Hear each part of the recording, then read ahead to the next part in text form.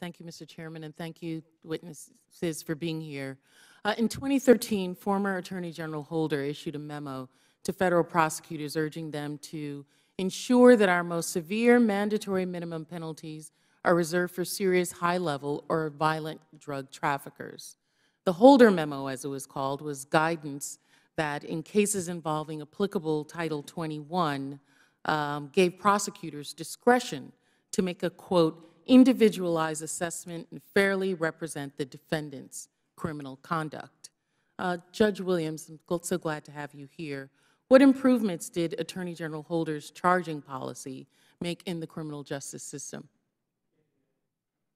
Yes, certainly. Once that edict came down, the federal prosecutors in my jurisdiction had a little more authority to offer pleas that did not involve mandatory minimum sentences. And so everyone essentially was pleased with that. And I don't have any statistics before me, but I know that the severity of penalties and the long sentences were decreased with that edict that came down from the attorney. On May 10th of this year, Attorney General Sessions rescinded that policy and issued a memorandum that directed all federal prosecutors to charge and pursue, quote, the most serious offenses that carry the most substantial guidelines, sentence, including mandatory minimum sentences. Judge Williams, in your experience, why is charging the most serious offense not always the most effective way to deter crime? Yeah. Again, I think that's misguided, and it's just not appropriate in every case to direct the prosecutors to charge the most serious offenses. Again, every case is different, and there ought to be an easing of that philosophy, and I just disagree with whatever that edict is. Thank you. And you know, I as well have been a prosecutor at a local level, in the Bronx District Attorney's Office in New York City, and then at Main Justice, working at the Justice Department. And it's my belief that this memo sends a chilling effect on our justice system, both at a prosecutor's level to make prosecutors really go after the most serious charge, but also sends a message to policing as well, in terms of criminals and how police are going to be handling the individuals that they encounter on the street, and what the message is from the highest level of law enforcement should be done. You know, I talked with our chairman quite often about the fact that being a prosecutor was, to me, one of the most wonderful jobs that I had.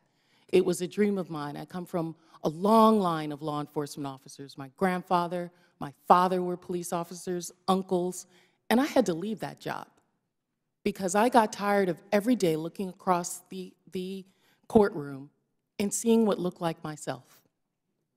Seeing my sons, in essence, every day, and having to issue some of the most harsh charges on the people that I now represent, people that look like myself, people with names like John and Russ and Edmund, and names that families have given their sons because they believe in them, names that I have given my own sons.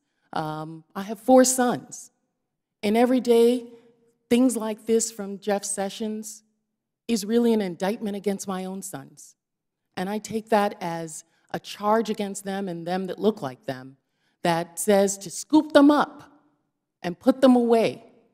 And that's the way we're going to deal with individuals that look like that. And I'm really grateful that we're having this discussion. I'm thankful that my colleagues across the aisle were willing to listen, to come up with solutions, not just for what happens in prison, but before that. It's not just criminals that are scooped up. Many of us who have young black men as children, we give them, and I'm going to use this term, they're going to get their Negro wake-up call.